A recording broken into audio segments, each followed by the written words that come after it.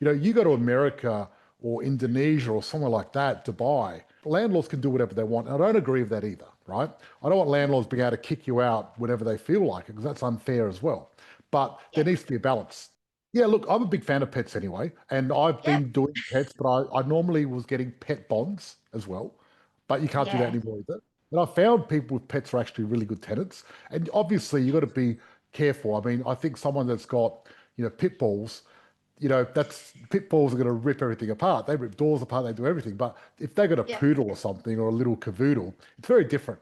Different pets are different. I remember when I was in my 20s, I was living in Sydney and I wanted to live in the North Shore.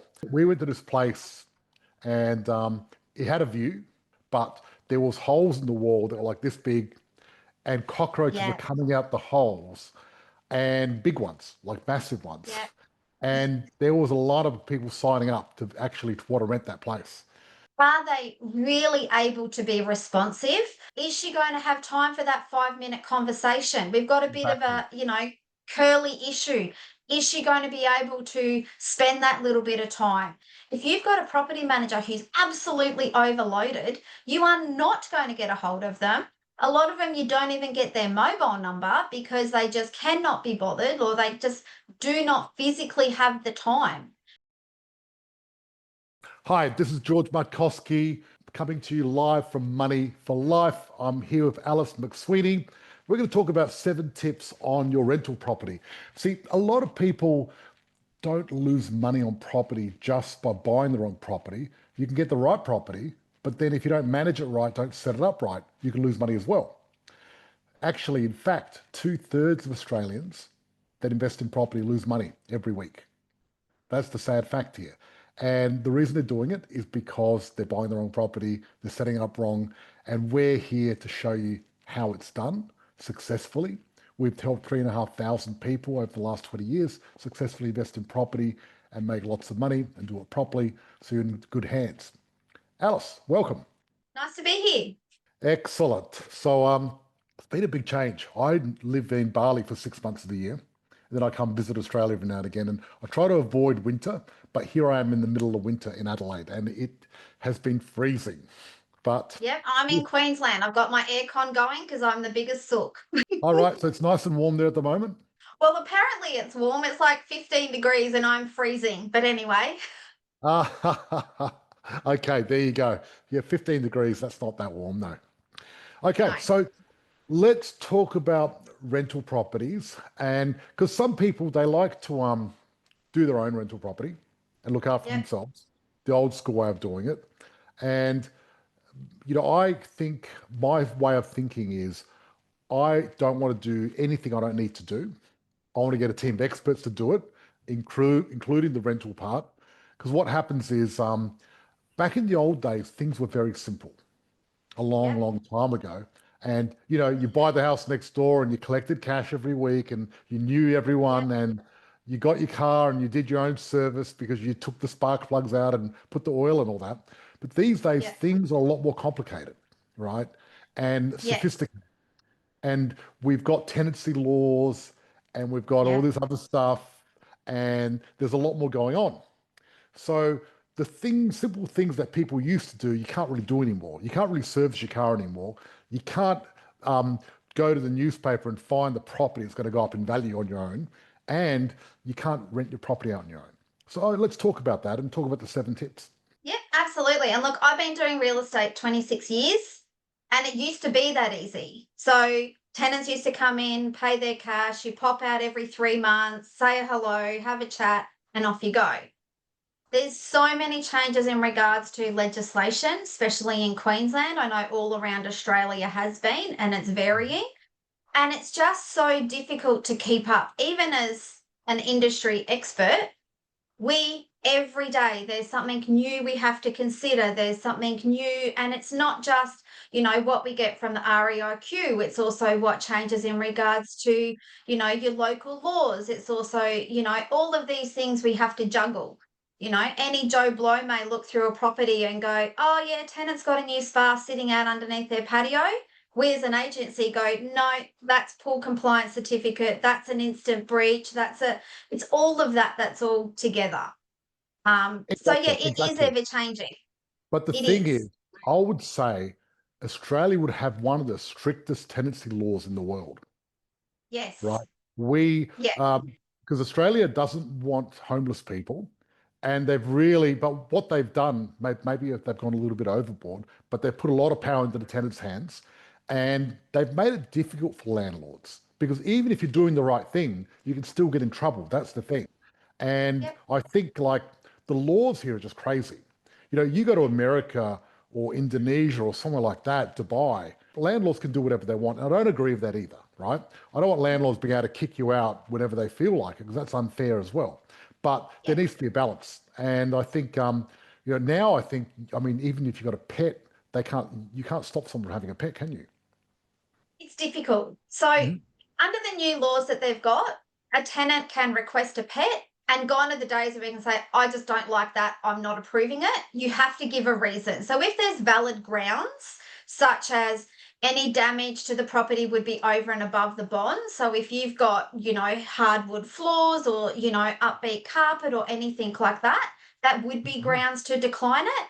But the issue at the moment is if a tenant disagrees with that, they can actually apply to QCAT and force that owner to accept that pet. Yep, So no yep. longer is it a case of I just don't like dogs or I don't like cats.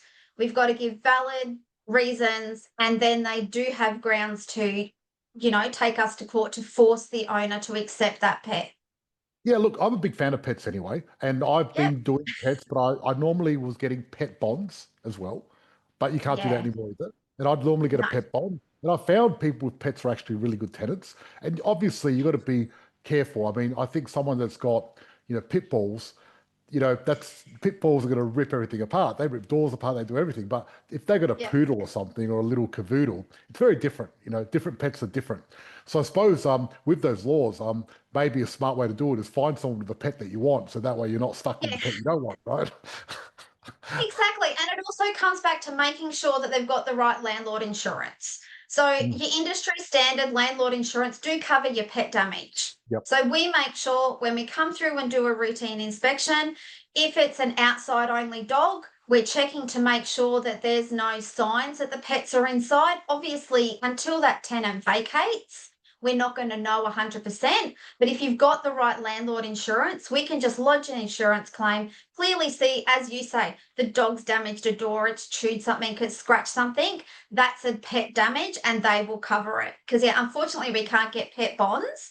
But it really comes down to making sure you've got the landlord insurance and making sure you've got an agent that if we go through the property and there's any sign of damages, we are breaching immediately, we are re-inspecting, we are really being firm with those tenants to make sure that any damage that might slip through is minimal, but tenants know that we're on to them. Yes, and that's the thing. I mean, that's one of the things you need a property manager to be on top of things really quick, to know the Yep, laws and know exactly what you can and can't do. absolutely. Because if you just verbally say something, it doesn't mean anything. You need to serve it in writing, and otherwise you've got Yep. no paper trail, and then you're stuffed anyway. Correct? Exactly. And at the end of the day, everything that we do as real estate agents, we have to think if I'm standing up in front of an adjudicator saying to this adjudicator, this tenant has done $3,000 worth of damage, what evidence do I have? I did a routine inspection. I saw that there was damages. I breached. I re-inspected. The tenant didn't fix that. So then we gave notices to leave. Like we need to prove all of this. And if at the end of the day we don't win in court, we do have that insurance claim backup, or we just can lodge the insurance claim, whatever gap, then we can go to court. But it's definitely a case of you need to really have an agent. Look, we're not here to make friends, unfortunately. We're there to protect one of these landlords' biggest assets. And Mhm. at the end of the day, every property that we manage, I manage as if they're my own. I've got my own properties and we've got to make sure that every routine inspection we're on top of it. And if it's not 100%, it's a breach. Yes. So I'd imagine your job's changed a lot over the years, especially recently, because at the moment we're going through this thing called the rental crisis, which has been Yes. pretty crazy. How was Yes. that affecting your job? Because, I've heard some crazy, hundreds of people lining up to look at a property and everything else like that. Look, there is, but it really comes down to If you are a good tenant and you have got a good rental history, as I said, I've been doing this 26 years. There's not a lot of agencies I don't know. If I Mm. have a tenant coming to me and I'm going to be kicked out of my house, I haven't been able to find anything, my agent's telling me I've got rental arrears and I don't. And I say to them, okay, you put an application with my agency, let me have a look through. Sometimes they're on the blacklist. They've done $10,000, $15,000 worth of damages. They don't Mm. pay their rent. There's a reason why people are not getting rental properties. The genuine ones where they genuinely, they don't have an income. They might have been a couple, but they split up. So you might be dealing with a single mum or a single dad with a couple of kids. There is properties out there that they can rent. So Yep. I suppose from our area, we're based in North Brisbane. It's Mhm. not a rental crisis. We've got a good tenant crisis. So Yep. we've got properties where we're not going to accept a tenant that's got, two dogs and two cats in a townhouse if they've got a bad rental history and rental arrears and all the rest of it. So, we're not finding those 100 people. We're just finding that when we do have an influx, mostly there's a reason why they're not getting approved. And Yep. at the Yep. end of the day, pay your rent, look after the property, do the right thing. If there's maintenance, let us know. Like when we do routine inspections, we write a list of the things we're looking for. Clean your shower screens, clean your walls, mow your lawns. We're giving them everything we can. Just do I what we love it say. to help Like, them get through it properly. yeah, I like it. That's great. best case scenario, all we want to do is we go through your house every 17 weeks. It's clean, it's tidy. We call the landlord as we're leaving. I've just been through your house. It's fantastic. Your tenants are happy. Your house looks great. Happy days. Let's move on. Yep. I was going to mention while we're here, everyone on the Facebook page watching us live, please type in your questions because my team will be reading them out to us. And the people inside the Zoom, obviously you're welcome to ask questions as well, because at the end we're going to do a Q&A and go through all the questions and answer all your questions. Because I saw a few big questions in the Facebook group, but we'll get back to those very soon. Perfect. Yeah, I remember when I was in my 20s, I was living in Sydney and I wanted to live in the North Shore. And every inspection I went to, there was like hundreds of people. And Yeah. we went to this place and it had a view, but there was holes in the wall that were like this big, and cockroaches were Yeah. coming out the holes, and big ones, like massive ones. Yeah. And there was a lot of people signing up to actually to want to rent that place. And that was like Yeah. back in the 90s. So I can imagine what it's like now in Sydney. Yeah, and I always get concerned if on the odd occasion, because we always list our properties 30 days before they become vacant, once we know a tenant's moving out. If for whatever reason it does fall vacant and it's just not 100%, and we're saying, look, I'm so sorry, like it hasn't been bomb cleaned.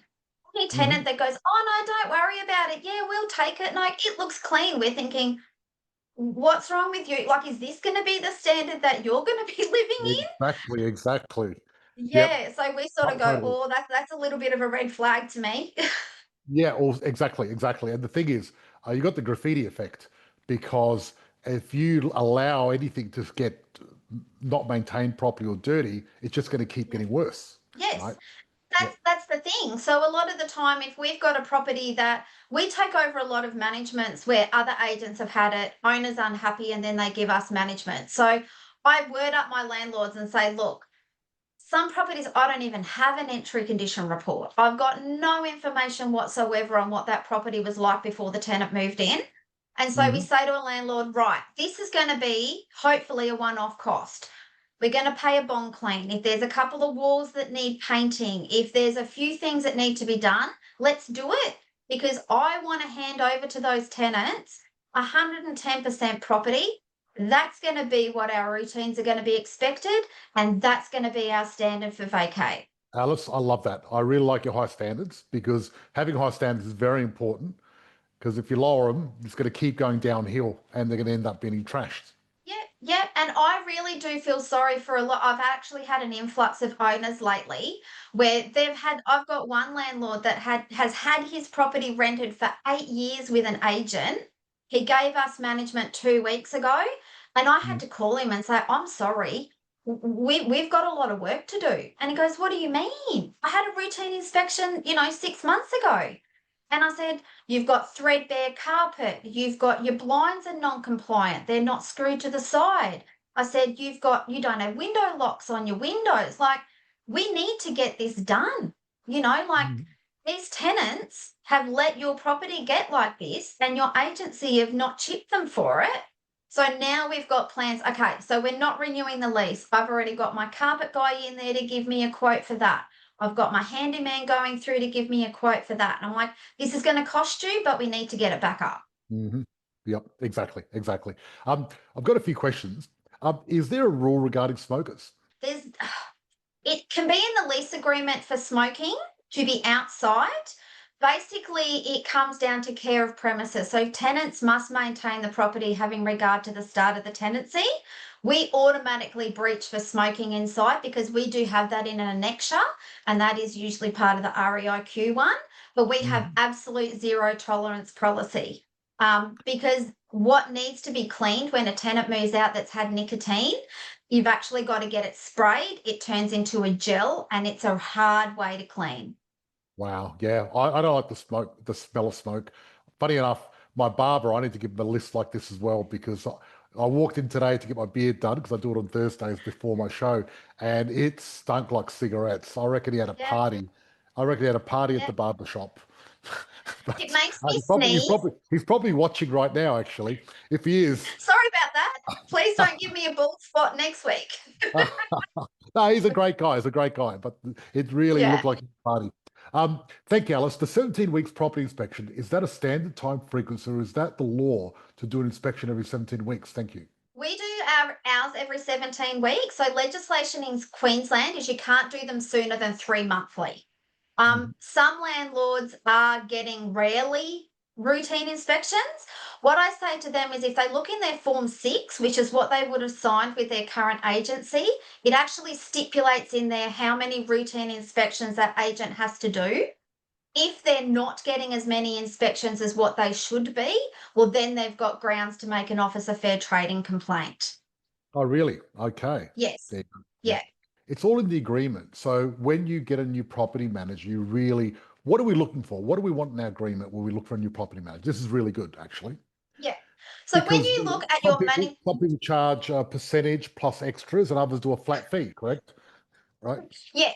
So the main thing you want to be looking for in your management agreement is you want to be looking for all your fees and charges because that is everything they can charge. So we only charge a letting fee and a management fee.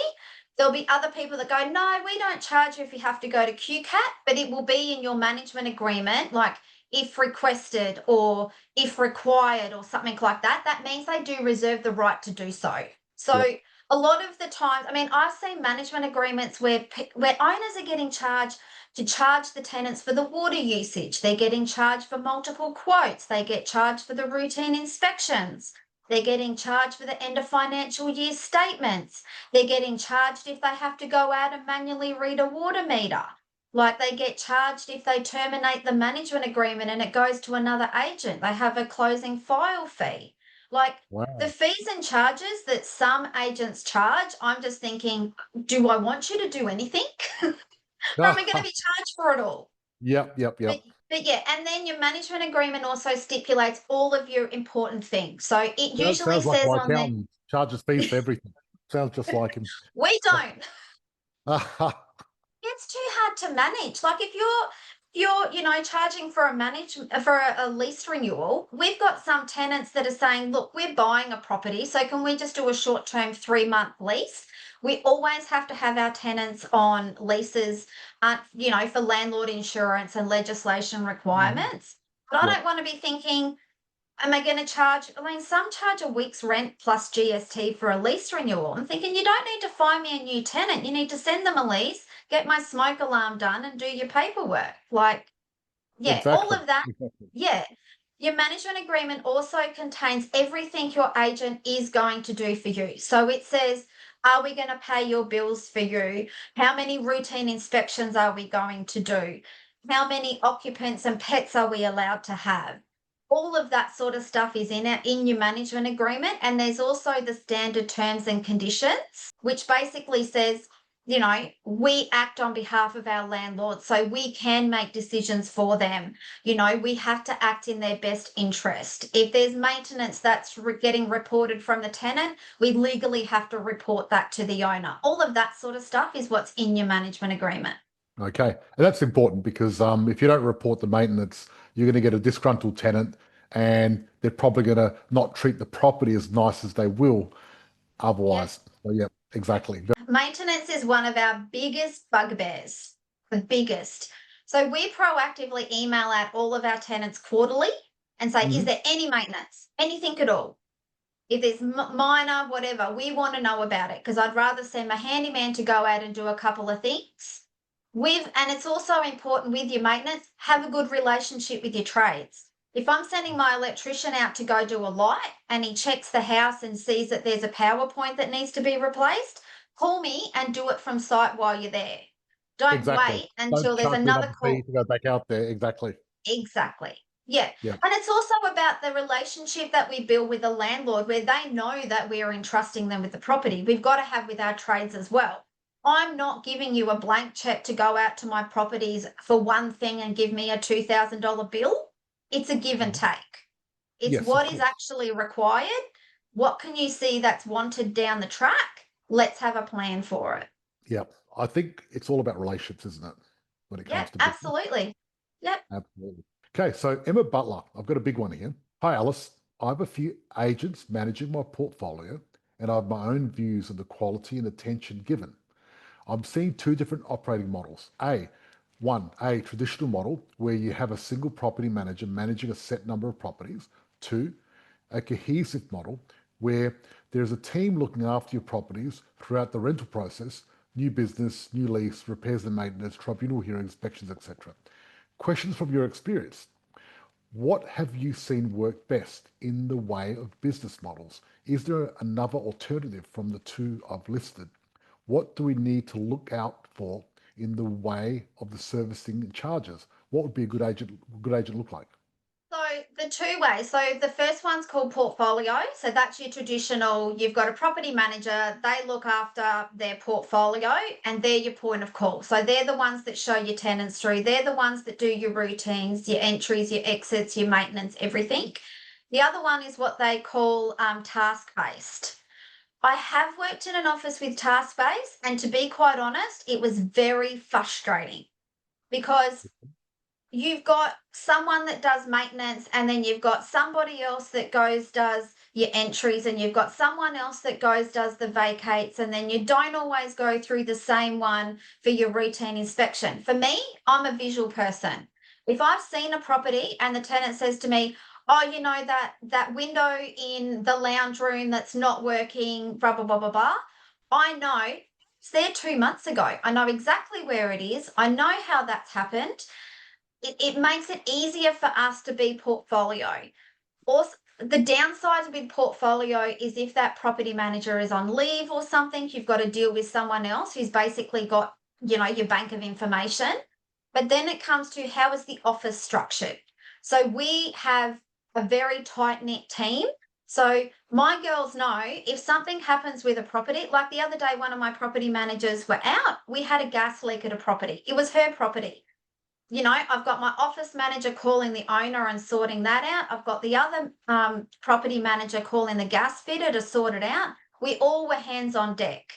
So if Mhm. you're going to have the portfolio, you need to know if that particular person is not in the office at that time, is my property still going to be looked after? That's Yeah. the main thing.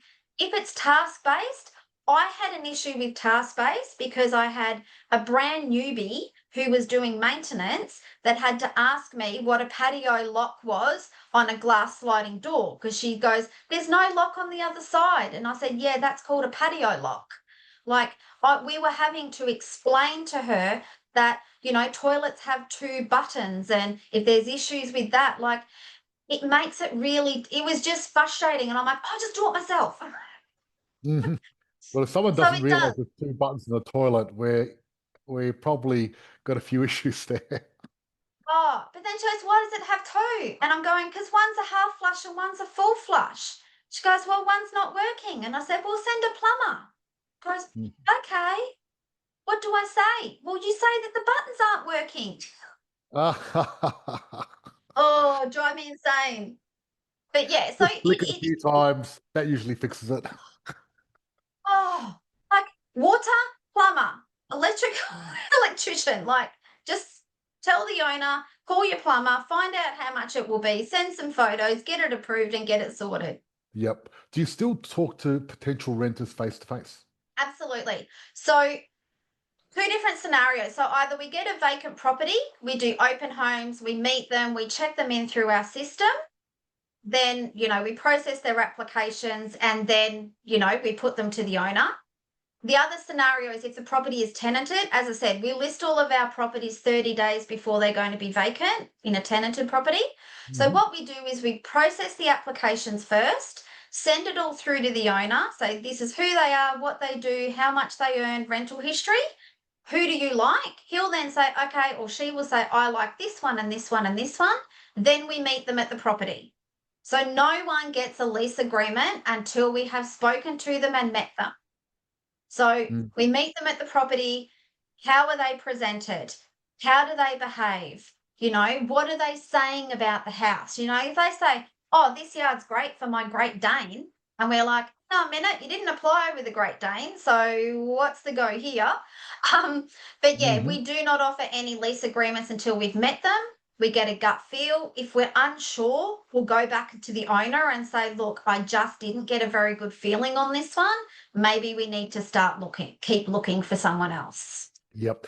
Now, there's a question that comes up quite a bit, and I know I've got my answer, but I'd like to get your answer because sometimes you advertise your property for 550 and you're not getting any bites. Do you stick it out or do you drop the price? What do you do? Is it better to get someone quicker or do you wait longer to get some more money? Absolutely, drop the price. But there's other things you can do. So, you know, I used to deal in all brand new houses and get streets and streets and streets, and I'd have the same house 20 times.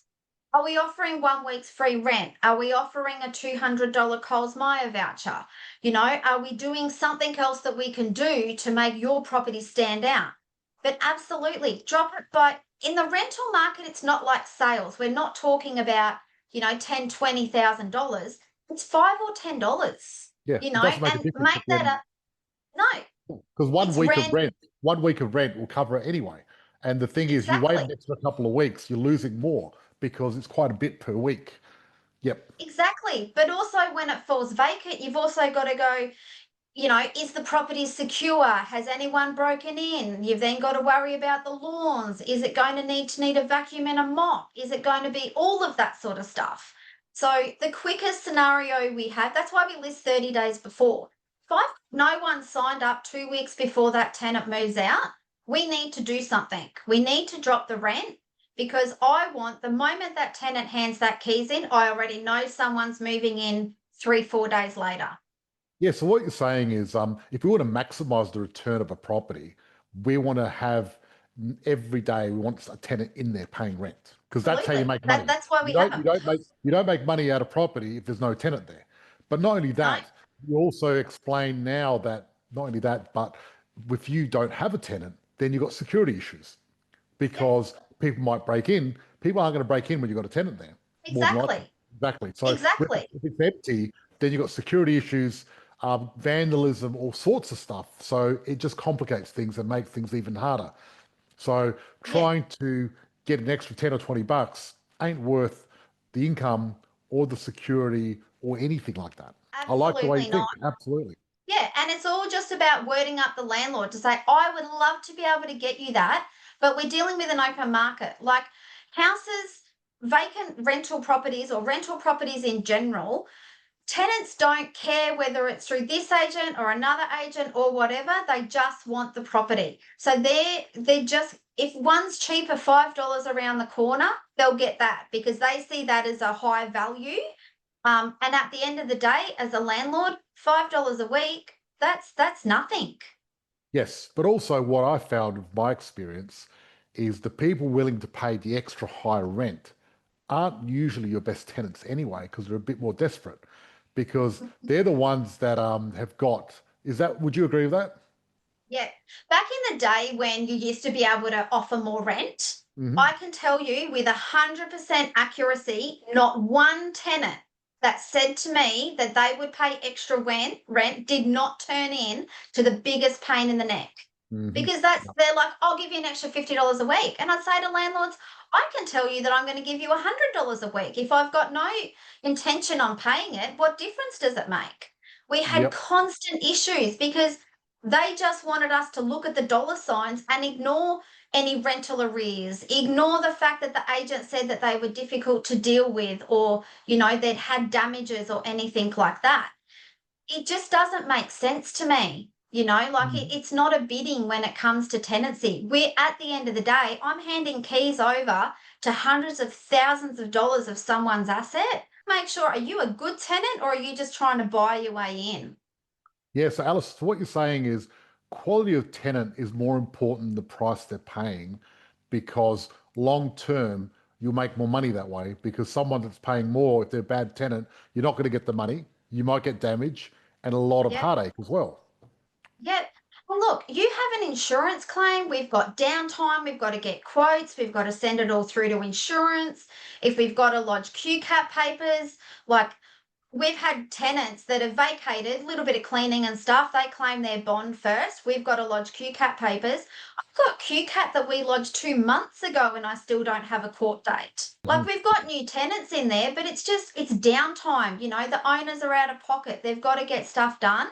That's why you really need to make sure that the agent is putting the best possible tenant. People slip through, but that really comes down to people will lie to get a roof over their head, but that's why it's important. Good routines, good landlord insurance, good relationship with the agent. So if things all do go pear shaped, you know that you've got an agent that goes, this is what's going to happen. I'm going to get your house sorted out as quickly as possible, and then we can move on. Yep, yep, definitely. Claudia just said, positive property preferred agent SA charges for routine inspections. This normal for SA. Um, Routine inspection charging is normal for some agencies and not for others. Yep. Um, Yep. because I know the model they use here in South Australia, it all balances out in the wash at the end of the day. Yeah, there'll be some agencies that do lower management fees, but then they'll charge for these extras. And I do know that state by state is the norm, like it's just really what everyone else is doing. But yeah, it really does just depend on, again, what's in your management agreement and what it works out to be. That's right. And I've seen some people, they charge a massive management fee and then nothing on anything else too. Yes. I've seen those as well. And Yeah, so have all, I. And I'm, yeah. all included in one bundle. Me, I prefer knowing what I'm paying for personally. Yeah, yeah, absolutely. And look, it really comes down to crunching your numbers. Like if you pay a little bit for a routine inspection compared to, a lower management fee, it really depends on, where it lands. And it also depends, like you might get the most outstanding routine inspection. And if you're paying $20 for it, a lot of landlords will see the value in that. Yeah, exactly. I think at the end of the day, what you got to do is you've got to look at your portfolio because Yep, what's going to happen is, a lot of our members, they have portfolio all around the country.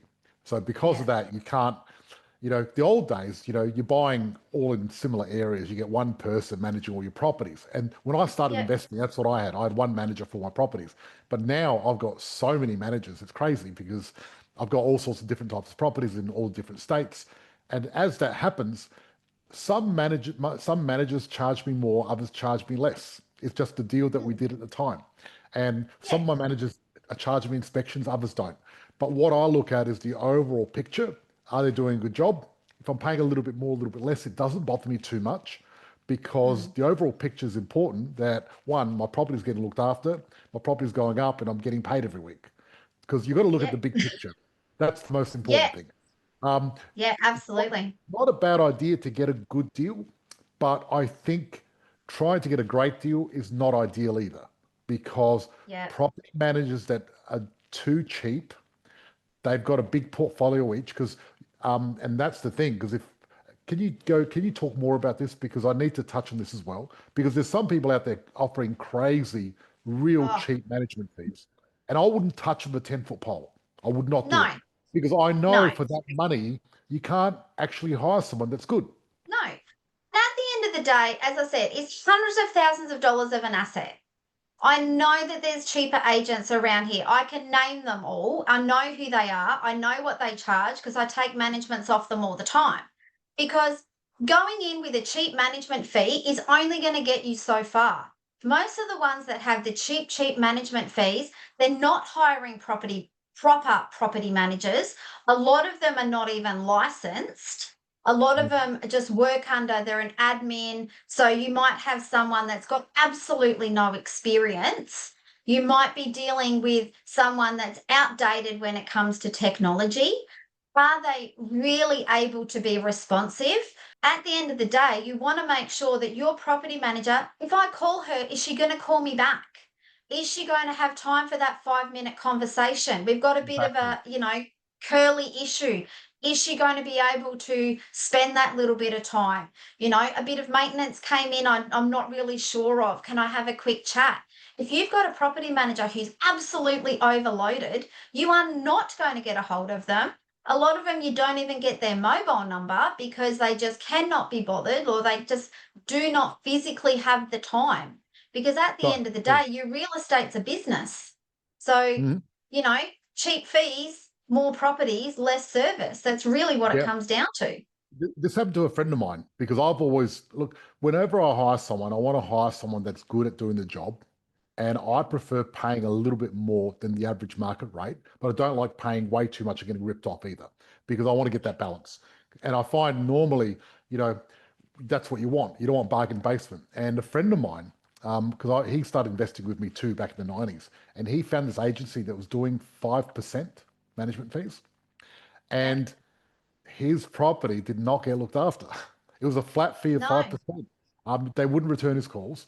They weren't doing proper inspections, and he had a lot of damage, right? And that's the fact of it. And he lost more money than what he saved, a lot more. exactly. And I at the end of the day, it also comes down to your landlord. If it's a landlord that's going to go with a cheap agent, how are they going to be when it comes to maintenance? Like, are they going to be, I really need a landlord who sees the value in what we do. And also, if things need to be done, we need to be able to do them. And as I said, I know the cheap agents around, I take managements off them. And even if they do decide to go with a cheaper agent, I say to them, look, we'll keep in touch. Let me speak to you in 6 months' time when your routine hasn't been done and your maintenance hasn't been done, or I drive past the property and it looks like it's abandoned because the tenants that they just shove in there because they really want their letting fee. Let's chat then. And I've had so many landlords call me going, so sorry, will you come back to me? Can I come to you? Like, I know I went with the other agent and you told me what was going to happen. It's like, yep, I'll take it over. We'll get it up to scratch and we'll get it sorted for you. Yeah, totally. Look, like what we do. I mean, we're not the cheapest either, and I know people have gone with cheaper property groups and they bought property and they had them for 5 years and made no money, joined us and then made money in the first year. So it makes a difference who you hire. You got to have quality, very Yeah. important. Now, And this is Susan, this is yep, their future. yeah, This exactly, this exactly. is, you know, you want to invest if it costs you an extra couple of dollars a week, you want to invest in that and you want to make sure that you're looking after my future. Exactly. Now, Susan Miller says, when you get handover for your property, how long is reasonable time for your property manager to get first tenant in Queensland? That's a very open question Yeah. because there's so many questions you need to ask first before you can answer that. Would you agree? Absolutely. There's so many different factors. How much time have we had leading up to it? Have we been able to advertise it with the floor plan or whatever? All of those sorts of things. Like, what's the What's the demographic of vacancy the rate? area? What's the vacancy rate of the area too? Exactly. Yeah, because it depends. Is your one property competing against 60 other properties that are currently vacant? Well, look, the vacancy rate to start with is a short-term thing. Once everything settles and your tenants are in the property, you just keep them happy and hope that, look after them, do the right thing and, try to keep them on. But yeah, look, it does happen, especially when you are buying a brand new property, but that's why you do need your proactive agent. Mhm. Like recently we just we had 9 townhouses in a complex not that far away, and there was another agent that had 2. So we'd rented 9 in the time it took them to rent 2. So they only just had tenants move in the day after our last tenants moved in. And it's like, how were we able to do 9 and they only just managed to do 2? Yeah, there you go. Obviously, you're just better at what you do. Okay, so it also depends what time of year, because if you try to do it around Christmas, it might be a bit Yeah. difficult to rent the property out. The timing is one of those things as well. And unfortunately, sometimes you settle on a property around Christmas, and Yeah. there's nothing you can do about it. It'd be ideal if you didn't have to do it, but depends on the developer and the builder. That's the thing. It does, and that's why what we do. So if ever we have a tenant moving in December, we would always do a 13-month lease. So we Mm. have no leases expire from the first week of December to the first week of January. You solve that problem once and for all, instead of, because what happens is otherwise you've got that problem every year. Yes. Yeah, Yep. which is just terrible, right? You don't It want that problem is. every year, because it's just going to keep reoccurring. That 1 month, I must say, I'm very impressed. That was good, Alice. I like that solution. It's great. It's always been my rule of thumb because one, I don't, your cleaners go on holidays, your handyman goes on holidays, everyone goes on holidays, and it's such an easy fit. Hmm, You know, it is. we're just not going to have anything between December. Look, you get the odd break lease. Last Christmas, we had 3 break leases in between Christmas and New Year's. We are always Wow. open, like we're open. Yep. I'm going, That's crazy. no, Wow. 3 break leases. I'm going, no, no, no, no, your lease doesn't expire until next year. Why are you Yeah. doing this? Yep. Doesn't always work, but we try our best.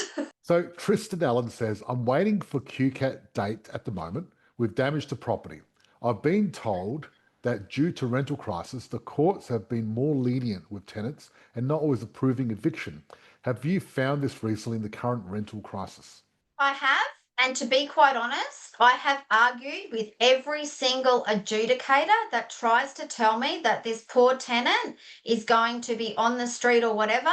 And I turn around and say, what about my landlord? Hmm. So, you know, there's UCAT at the moment is ridiculous. It's I used to be able to walk into a courtroom and go, I've got my entry condition report, I've got my exit condition report, I've got everything that I need. I'm going to win this. And I'll walk out with nothing. And I'm thinking, what happened? That's ultimately where it comes down to. You need to have decent landlord insurance. Yep. It's So the it's just only a lot, way. lot tougher now. It's a lot tougher. And trying to navigate this on your own would be even harder. Like, you know what I mean? Oh, If the yeah, professionals can't do it, and that's what's happening. I mean, this rental crisis is not going to stop.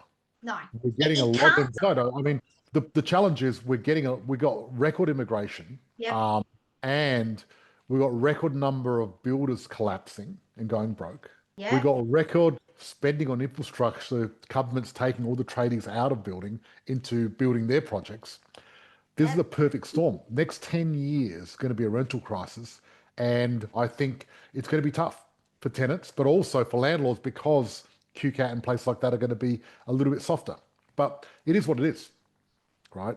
It is, And and that's really where it comes down to making sure that you've got an agent that a good entry condition report and a good exit condition report.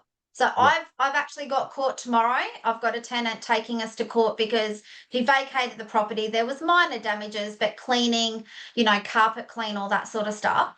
So I've literally got my entry condition report photo and exit condition report photo. And I've got pages of that. So I need to make sure that we've got good evidence to start with, good evidence to leave, and you just have to really be firm. Engage an agent that's not willing to go, look, with all due respect, adjudicator, I actually don't agree with that.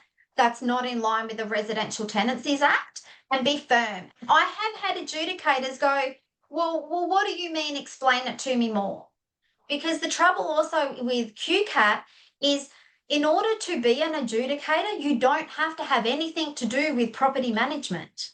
wow, You don't okay. have, so it's not property managers sitting up there that know that I can't get a decent photo of that, scratch in the corner unless I'm on the decent angle, or I have to use my other phone with a torch. And you're not dealing with people that know our industry.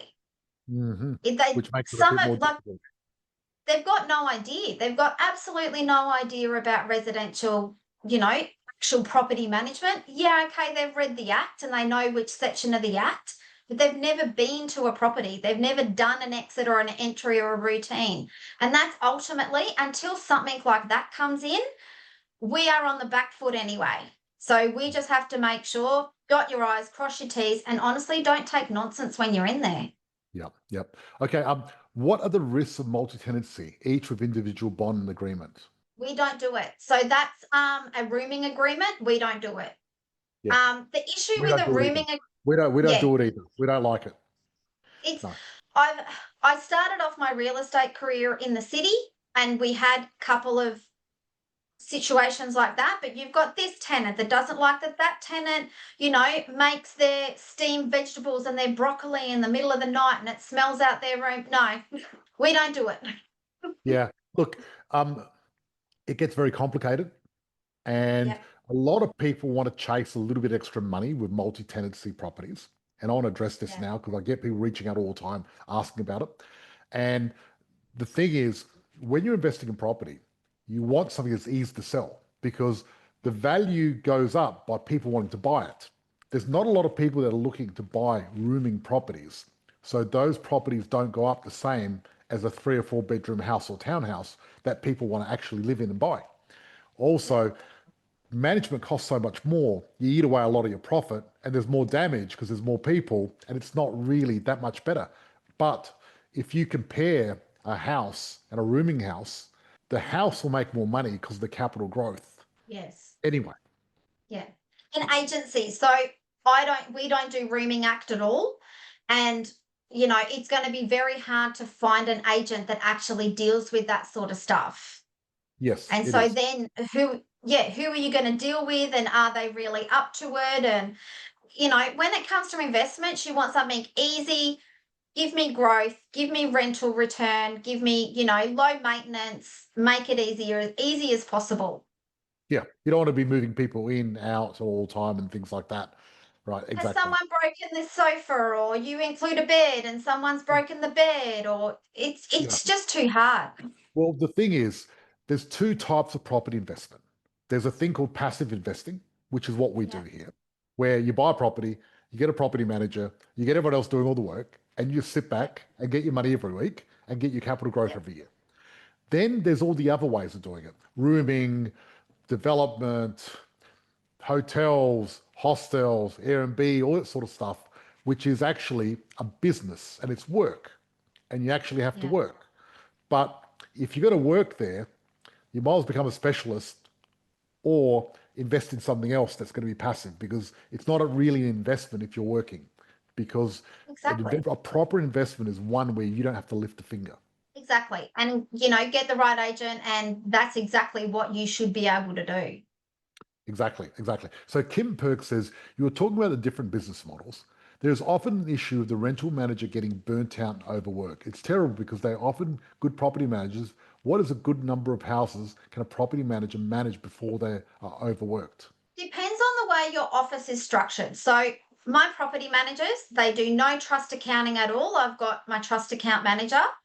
They've got nothing to do with lease renewals. I'm the one that deals with my owners for lease renewals.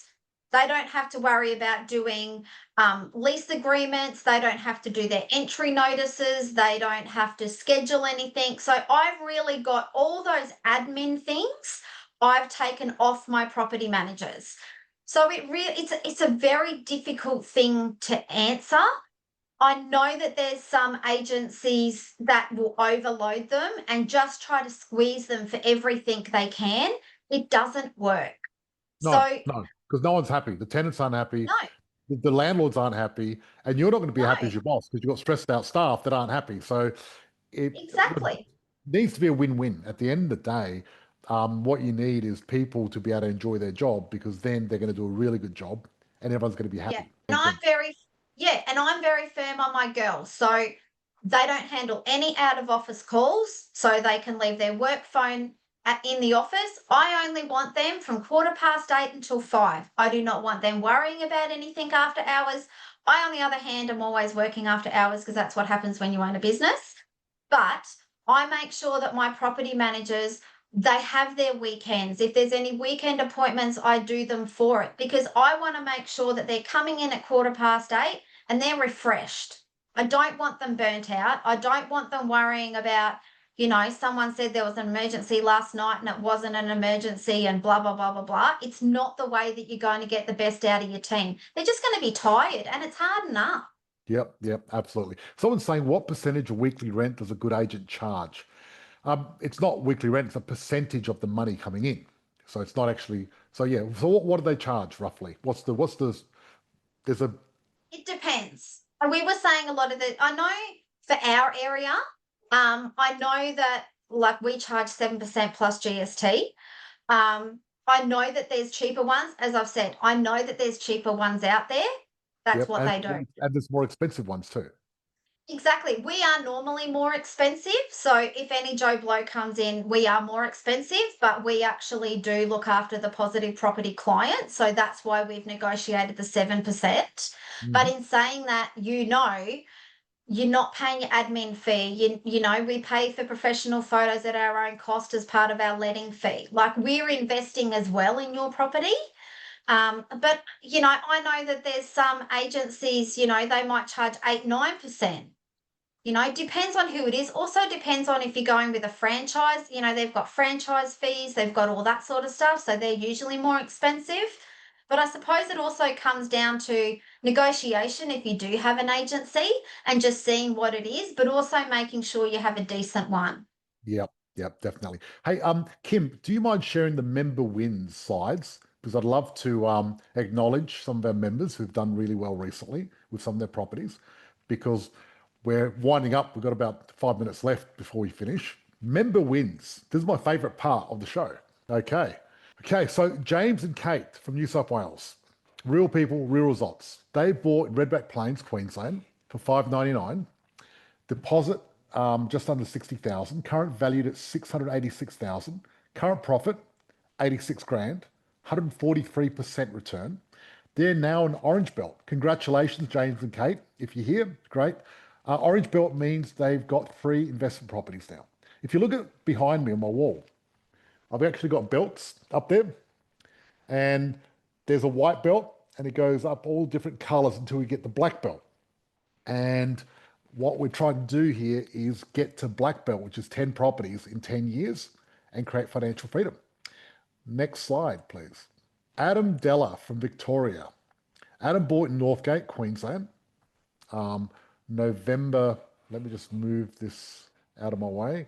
November for 429,000, deposit of 43,000. Currently valued at 500. Current profit 70,000. Made 162% return. And he's also now an Orange Belt. Well done, Adam. So that means he's got 3 properties. Nice work. And Sharon and Stuart from Victoria. I think I saw on Facebook they're on holiday at the moment. They bought it Morayfield for 523,990. Deposit 53,000. Currently valued at $655,000. Current profit 131,000. And return on investment 150%. And they're a white belt, so that's their first property. So well done for entering the investment market. Okay, let's go back to our show. There you go. And I guess, look, that's what we're here to do, to get people results. And I love it when I see our members winning and doing things like that. And when you look at the profit these guys have made, some of these people have made more money in 1 year than they would have working all year, which is crazy when you think about it. Oh, it is. And look, anyone that gets into property is obviously doing it for a reason. As you say, like we're there to try and get the results and all that sort of stuff. And that's why at the end of the day, you want someone that's going to look after it. That's right. Kim Perk said he thought I was talking to him, or him or her, Kim. Yes, so no, I was talking to our Kim. Now, before we finish, any last ideas about what we talked about tonight? Any final thoughts? Oh, what area do you look after in the state? North of Queensland. So basically, I'll let you talk. Sorry. Yeah, so we go from the Sunshine Coast down to the Gold Coast, and we do go out to Ipswich. Okay, there you go. Yeah. Awesome. Fantastic. Excellente. Now, I think one of our people, Christabel, do you have, do you want to just type in the chat? Do you need to get it into a private group? Have you and Kim Yeah, sorted? I'm here, George. That would be great if Kimberly's got some people in to put into a breakout room with me. So if any of Yep. those members she's organised are happy to come in, that would be wonderful. Now, Stacey just said one of minimum purchase 2022 for 467, just got valuation 750. Well done, Stacey. Excellent. Good to see you here on our Money for Life session tonight. Great. Awesome. So yeah, so look, guys, it's important to get the right circle of safety and Yeah. get someone that knows what they're doing. And when we're getting circle of safety, what we want to do is you want to get people that are good value, but you don't want to get the cheapest people or the most expensive people. I like to Yeah. go to David Jones when I shop, not to Gucci and Ferrucci, and I don't want to go Yeah. Kmart, right? That's what you got to look at. And when you look at that, Yeah. that's the way it is. So I just wanted to say, everyone, thank you so much for joining us. Next week, we've got Dr. Vesna Grubovich coming. Now, Dr. Vesna, she's actually a trainer of neurolinguistic programming and a psychologist, and she's going to work in our mindset. She's very skillful, really, really good at what she does. And she's also a trained hypnotherapist. How do I know Wow. that? I actually am a trained hypnotherapist and neurolinguistic programmer as well. So I did, Wow. yeah, so that's how I met her. So I did a hypnotherapy course in California. It was 30 days at the University of California. And I remember we went in and they got us drawing these different pens. And then I remember finishing my course. I was in trance most of the time. Like, yeah, because they put I you in trance to teach you how to do it. And it was I pretty, yeah, it was pretty crazy. Like, Yeah, I don't think I've always been intrigued, but I just do not know what I would do if I was under a tree. If you I don't get trust yourself? Tourette's or something Well, like that. you think you might run around naked or something, or Tourette's? Probably just tell everyone what I really think about them. Oh, right. Okay. There you go. Yeah. So, yeah. So what we had to do, as part of the exam is we had to actually, um, get someone, put them on two chairs and then put them to sleep and then take the chair away and the only two chairs. And then you wake them up from the neck up and talk to them. And then they look at their body and they're like, can you see your body's in trance? They're like, wow. And like this guy, Tad James, Dr. Tad James, the guy's very, very smart. Like, brilliant. Wow. I can't believe it's only a 30-day course. That's amazing. That was the final part. There's a lot of other. So it was 2 years before that of doing Oh different wow. courses and all that. But it was fascinating. But the thing is, I've never really got into being a hypnotherapist anyway. I ended up getting into property instead. But doing the course sort of helps you become a better person. One of those things because you're Yeah. doing therapy. Yeah, You're no. doing therapy yourself. Yeah. There you go. Exactly. But no, I definitely wouldn't want my husband to know how to hypnotize me. No, thank you. I We love it. will not be teaching him that.